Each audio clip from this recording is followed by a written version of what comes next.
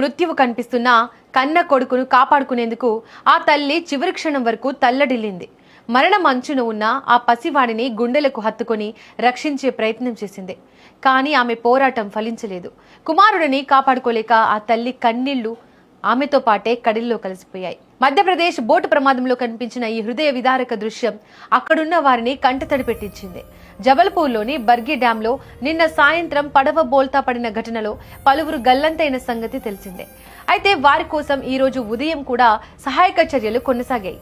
ఈ క్రమంలోనే ఓ తల్లి బిడ్డల మృతదేహాలను రెస్క్యూ సిబ్బంది గుర్తించి నీటి నుంచి వెలికి తీశారు. 4 ఏళ్ల చిన్నారిని తల్లి అదిమి పట్టుకోగా వారి చుట్టూ లైఫ్ జాకెట్ ఉంది.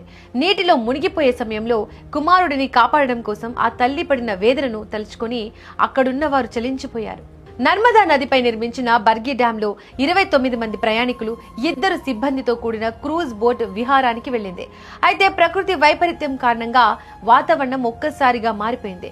బలమైన గాలులు వీచడంతో రిజర్వాయర్లోని నీరు అల్లకల్లోలంగా మారింది. ప్రమాదాన్ని ముందే పసిగట్టిన కొందరు ప్రయాణికులు పడవను వెనక్కి తిప్పమని కోరారు.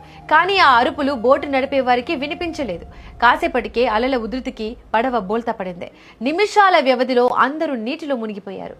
అయితే ఇక్కడ నిర్వాహకుల నిర్లక్ష్యం స్పష్టంగా కనిపిస్తోంది. ప్రమాదం జరిగిన సమయంలో లైఫ్ జాకెట్లు అందించడం వల్ల ప్రయాణికులు సరిగ్గా వాటిని ధరించలేకపోయారని సమాచారం. ముందుగా భద్రతా చర్యలు తీసుకుని ఉంటే ఇంతటి ప్రాణ నష్టం జరిగేది కాదని బాధితులు ఆవేదన వ్యక్తం చేస్తున్నారు.